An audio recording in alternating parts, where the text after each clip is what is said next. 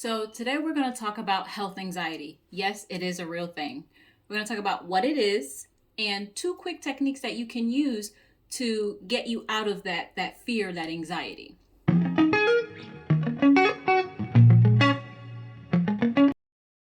Hey, if you're new to my channel, my name is Wakia and I'm a health coach. I provide tips and education to busy people who want to take the overwhelm out of dealing with their chronic inflammation. So let's begin. In order for us to define what health anxiety is, it's going to be a lot easier for us to understand what anxiety is first. So what anxiety is thoughts that's perceived from something that happened to us in the past, or projection or worry over something that hasn't happened yet in the future. And it causes physical reactions in the body. So now that you understand what anxiety is, it's easier. Now you can understand better what health anxiety is. The health anxiety is the fear of illness, either from the past, from a past experience, a current experience, or a future experience. So for example, a past experience could be if you had some type of illness, you had chronic inflammation, you had a chronic illness, or just another type of illness, and you got better, but you're afraid that it's going to happen again. Current experiences, you're currently dealing with chronic inflammation or chronic illness, and you are worried about, for instance, if it's ever going to get better. Is this always going to be my life? This is always happening to me. Why is this happening to me? It's all like a kind of fear of, is this going to escalate? Is this going to get worse? A future experience could be if you don't have an illness and you're worried about actually getting sick. So it's a lot of those what ifs. It's a lot of, am I gonna get sick? What happens if I get sick? What am I gonna do? How do I prepare? So it's a lot of those what ifs of things that hasn't happened yet. And what that does is it increases the anxiety, which causes a lot of stress. In order for us to reduce the health anxiety, it's gonna be really important to understand why we have anxiety in the first place. Anxiety is meant to alert us to something that might possibly be a threat. Now, it doesn't necessarily mean it is an actual real threat. It could be a real threat or a perceived threat. Real threat meaning that, something's coming after us and we need to run for our lives kind of deal. Or it could mean perceived, meaning the fear of it is what causes us to worry. And it could be something that we have dealt with in the past that we use as a coping mechanism, but it can also happen as an adult. It doesn't always happen from childhood. It can happen as an adult too.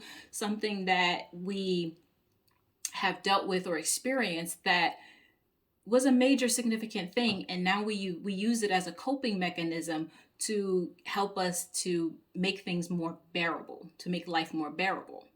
We'll get into that deeper into another episode. So how does this connect with inflammation? Well, what happens is when you have health anxiety, what it does is it creates stress in the body. So once you increase that stress in the body, it causes inflammation. If you want to learn a little bit more about chronic inflammation, what it is and all of that, then you can look at my previous video. I'll link it down in the subscription. That way you can see it. And that way you can just click on it. But I'll link it down in the description box. But what that is that video is the 12 of the best ways to reduce chronic inflammation, just to get a basis or a better understanding of what inflammation is. So 2 quick techniques that we can use to reduce the health anxiety. That way you can get back to your day and just have a different outlook. So the first technique is called square breathing. Now, what you do for square breathing, and it's literally like a square. You would inhale for a count of 4, hold for a count of 4, exhale for a count of 4, and then hold for a count of 4. So I'll demonstrate that really briefly. So inhale, 2, 3, 4, hold, 2, 3, 4, exhale, 2, 3, 4, hold, 2, 3, 4. So literally like a square. So you could do that 3 or 4 times or however many times you need so that you can just get relaxed. Now, when you do this technique, what you want to do is you want to particularly sit if you can But you want to be grounded. You want your feet to touch the ground because that just kind of gives us a sense of stability and safety.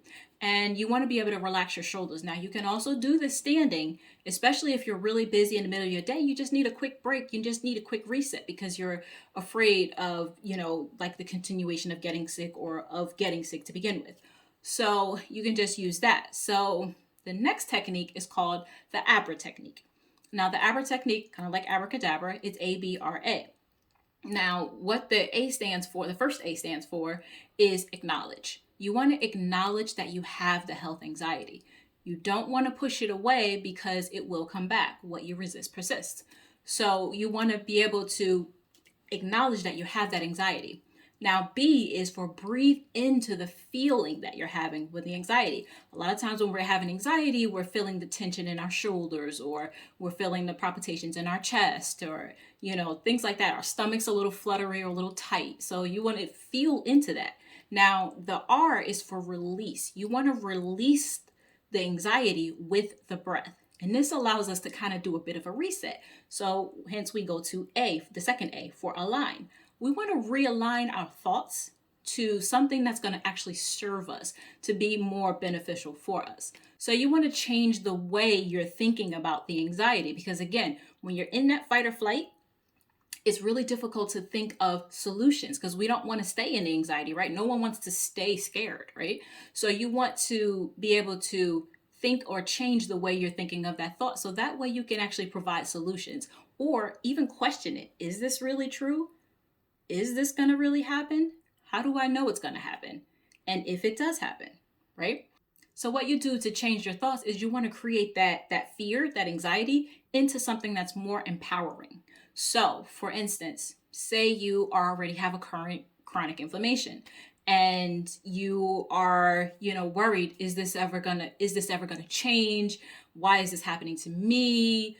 Why is this happening? Is anything ever going to get better? So instead of saying, is this ever going to get better? What, is this going to get worse? You acknowledge it, right? It's part of that whole Abra, right? You're going to acknowledge it.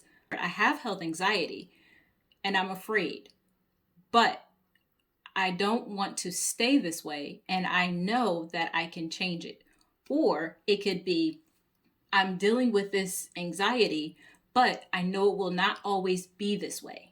And that gives you, instead of it going straight from, the negative, which is like a downward spiral, you are giving yourself hope because you don't want to just go straight from, oh, this is, I hate this sucks, why is this happening to me, to straight from, oh, this is wonderful, everything's going to be great, because it's really difficult for our brains to connect that way. So the empowering part, saying it gives you that hope that says this can change because it gives you the power back to fix that.